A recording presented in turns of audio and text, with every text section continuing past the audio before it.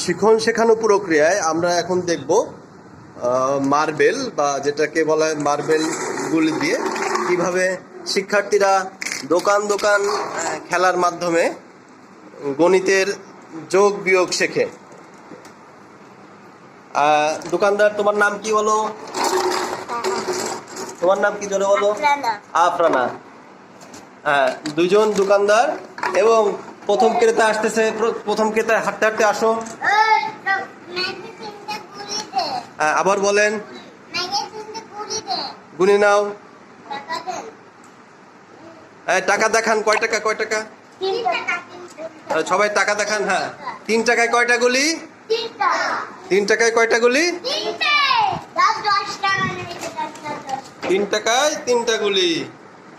দোকানদার, আপনার কাছে কয় টাকা আছে? 3 টাকা।